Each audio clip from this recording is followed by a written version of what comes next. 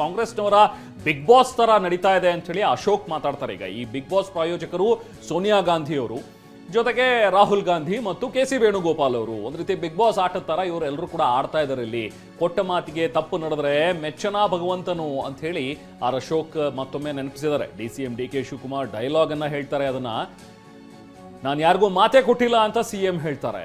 So ಹೀಗೆ tweet ವಾರ್ಗೆ ಹೋಗಿದೆ ಇವರಿಬ್ಬರ ನಡುವಿನ ಮಾತುಕತೆ. ಇವರಿಬ್ಬರು ಮಾತಾಡೋದನ್ನು ಬಿಟ್ಟು ಟ್ವೀಟ್ ವಾರ್ ನಡೆಸ್ತಾ ಇದ್ದಾರೆ ಅಂತಲೂ ಕೂಡ ಆರ್ ಅಶೋಕ್ ಮಾತಾಡಿದ್ರು.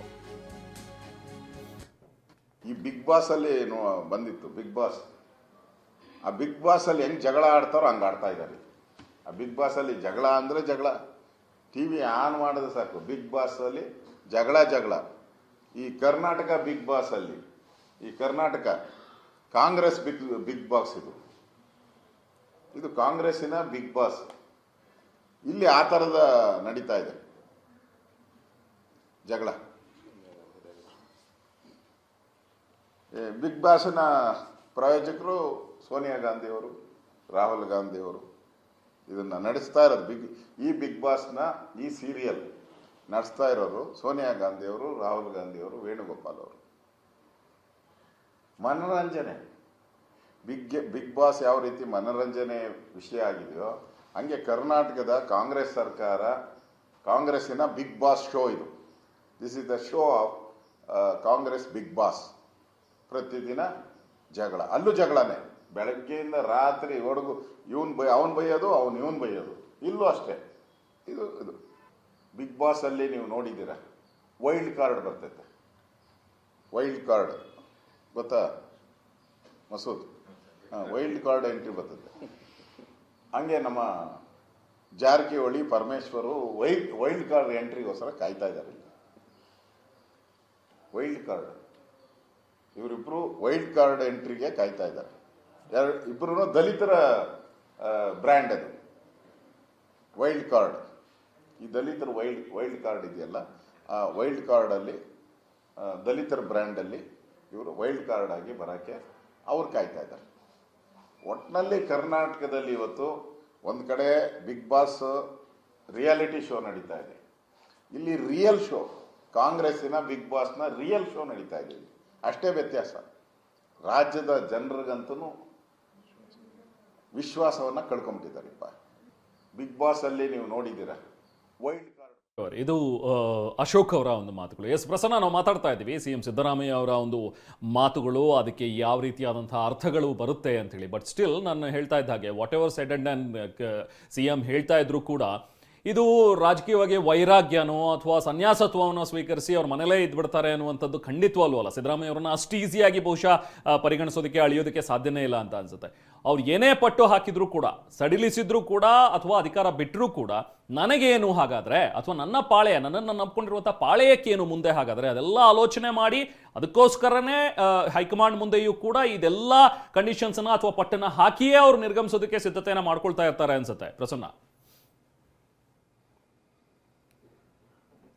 ಹೌದು ರೆಹಮಾನ್, ರಾಜಕಾರಣದಲ್ಲಿ ಒಂದು ಹಂತವನ್ನ ದಾಟಿದ ಬಳಿಕ ಅದು ಕೇವಲ ಒಬ್ಬ ವ್ಯಕ್ತಿಯಾಗಿ ಆತ ಇರೋದಕ್ಕೆ ಸಾಧ್ಯವಿಲ್ಲ. ಆತ ಒಂದು ಸಮಾಜದ ಆಸ್ತಿ ಆಗ್ತಾನೆ. ಸಿದ್ದರಾಮಯ್ಯನವರು ಆ ಆಸ್ತಿಯ ರೀತಿಯಲ್ಲಿ ಈಗ ಕಾಣಿಸ್ಕೊಳ್ತಾ ಇದ್ದಾರೆ. ಒಂದು ಅಸೆಟ್, ಕಾಂಗ್ರೆಸ್ಗೂ ಕೂಡ ಅಸೆಟ್, ದಲಿತ ವರ್ಗ, ಹಿಂದುಳಿದ ವರ್ಗ ಮತ್ತು ಬೇರೆ ಬೇರೆ ಸಮುದಾಯ ಶೋಷಿತ ವರ್ಗಗಳಿಗೂ ಕೂಡ ಸಿದ್ದರಾಮಯ್ಯನವರು ಅಸೆಟ್. ಅಷ್ಟು ಸುಲಭವಾಗಿ ಸಿದ್ದರಾಮಯ್ಯನವರನ್ನ ನಿರುದ್ಯೋಗಿಯಾಗಿ ಮನೆಯಲ್ಲಿ ಕೂರಿಸೋದಕ್ಕೆ ಆ ಸಮುದಾಯಗಳು ಸಿದ್ಧವಾಗಿರೋದಿಲ್ಲ. ಈಗ ಸಿದ್ದರಾಮಯ್ಯನವರ ಸುತ್ತ ಇರುವಂತಹ ಎಲ್ಲ ನಾಯಕರು ಕೂಡ ಸಿದ್ದರಾಮಯ್ಯನವರ ಮೇಲೆ ಆಗ್ತಾ ಇರುವಂತಹ ಒತ್ತಡ ಅದೇನೆ. ಸಿದ್ದರಾಮಯ್ಯನವರು ಇಲ್ಲದೆ ಹೋದ್ರೆ ಅದು ಕಾಂಗ್ರೆಸ್ಗೂ ಡ್ಯಾಮೇಜ್ ಆಗುತ್ತೆ ಮತ್ತು ಶೋಷಿತ ವರ್ಗಗಳಿಗೂ ಕೂಡ ಒಂದು ಸೆಟ್ ಬ್ಯಾಕ್ ಆಗುತ್ತೆ. ಈ ಕಾರಣಕ್ಕೋಸ್ಕರ ಸಿದ್ದರಾಮಯ್ಯನವರು ರಾಜಕಾರಣದಲ್ಲಿ ಮುಂದುವರಿಯಂತ ಅನಿವಾರ್ಯತೆ ಇದೆ ಅನ್ನುವಂಥದ್ದನ್ನ ಪದೇ ಪದೇ ಒತ್ತಿ ಹೇಳ್ತಾ ಇದ್ದಾರೆ.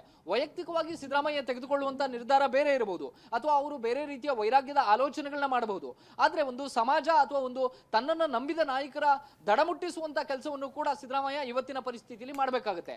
ಆ ರೀತಿ ಕಾಣಿಸ್ತಾ ಇರುವಂತದ್ದು ಅಹಿಂದ ವರ್ಗದ ಎಲ್ಲ ನಾಯಕರು ಸಿದ್ದರಾಮಯ್ಯನವರ ಸುತ್ತ ನಿಂತಿದ್ದಾರೆ. ಅವರು ಅಷ್ಟು ಸುಲಭ ಸುಲಭವಾಗಿ ಸಿದ್ದರಾಮಯ್ಯನವ್ರನ್ನ ಬಿಟ್ಕೊಡ್ತಾರೆ ಅಂತ ಹೇಳೋದಕ್ಕೆ ಸಾಧ್ಯವಿಲ್ಲ.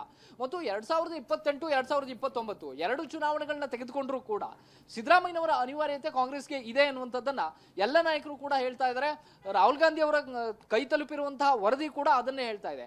ಅಂದ್ರೆ ಸಿದ್ದರಾಮಯ್ಯನವ್ರನ್ನ ನೀವು ಬಿಟ್ಟು ಕಾಂಗ್ರೆಸ್ ಪಕ್ಷವನ್ನ ಸದ್ಯದ ಪರಿಸ್ಥಿತಿಯಲ್ಲಿ ಊಹಿಸಿಕೊಳ್ಳೋದಕ್ಕೆ ಸ್ವಲ್ಪ ಕಷ್ಟ ಆಗುತ್ತೆ ಅನ್ನುವಂತ ವರದಿಯನ್ನೇ ಕೊಡ್ತಾ ಇದ್ದಾರೆ. ಹೀಗಾಗಿ ತಕ್ಷಣಕ್ಕೆ ಒಂದು ನಿರ್ಧಾರವನ್ನ ತೆಗೆದುಕೊಳ್ಳೋದಕ್ಕೆ ಹೈಕಮಾಂಡ್ಗೂ ಕೂಡ ಸಾಧ್ಯವಿಲ್ಲ.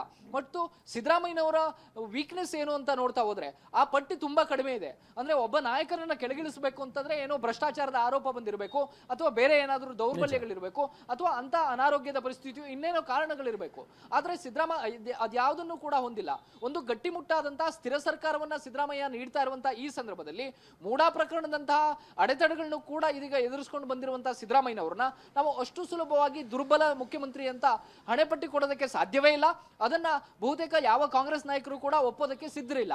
ಇದೇ ಕಾರಣಕ್ಕೋಸ್ಕರ ಸಿದ್ದರಾಮಯ್ಯನವರು ಒಂದು ಪ್ರಬಲ ಪವರ್ ಸೆಂಟರ್ ಆಗಿ ಹೊರಹೊಮ್ಮಿಕೊಂಡೇ ಇದ್ದಾರೆ. ಹೀಗಾಗಿ ಸಿದ್ದರಾಮಯ್ಯನವ್ರನ್ನ ಕೇವಲ ರಾಜ್ಯ ರಾಜಕಾರಣಕ್ಕೆ ಮಾತ್ರ ಸೀಮಿತ ಮಾಡ್ತೀರಾ, ಅಥವಾ ರಾಷ್ಟ್ರ ರಾಜಕಾರಣಕ್ಕೆ ಅವ್ರನ್ನ ಬಳಸ್ಕೊಂಡು ಪರ್ಯಾಯವಾದಂತಹ ಮಾರ್ಗಗಳನ್ನ ಹೈಕಮಾಂಡ್ ಹುಡುಕುತ್ತಾ?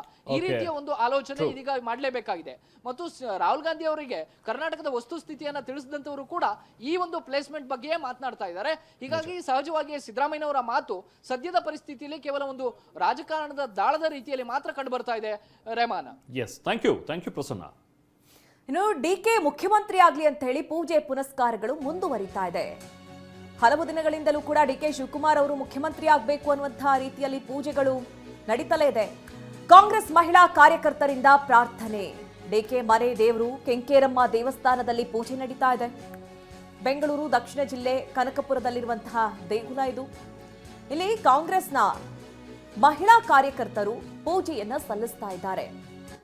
ರಾಜ್ಯದ ಹಲವು ಕಡೆಗಳಲ್ಲಿ ಪೂಜೆ ಪುನಸ್ಕಾರಗಳು ನೆರವೇರಿತು. ಈಗ ಸ್ವತಃ ಕಾಂಗ್ರೆಸ್ ಕಾರ್ಯಕರ್ತರು ಅಂದ್ರೆ ಮಹಿಳಾ ಕಾರ್ಯಕರ್ತರು ಡಿಕೆ ಶಿವಕುಮಾರ್ ಅವರ ಮನೆ ದೇವರು ಕೆಂಕೇರಮ್ಮನ ದೇವಸ್ಥಾನದಲ್ಲಿ ಪೂಜೆಯನ್ನ ನೆರವೇರಿಸಿದ್ದಾರೆ. ಆ ದೃಶ್ಯಗಳನ್ನು ಕೂಡ ಗಮನಿಸ್ತಾ ಇದ್ದೀರಿ, ಜೊತೆಗೆ ಫೋಟೋಸ್ಗಳನ್ನು ಕೂಡ ಗಮನಿಸ್ತಾ ಇದ್ದೀರಿ.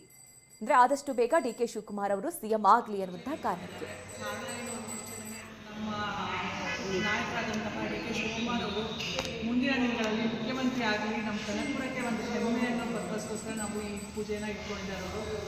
ಸೊ ಈ ಒಂದು ಕಾರ್ಯಕ್ರಮದಿಂದ ನಿಜವಾಗ್ಲೂ ದೇವರು ಭಗವಂತ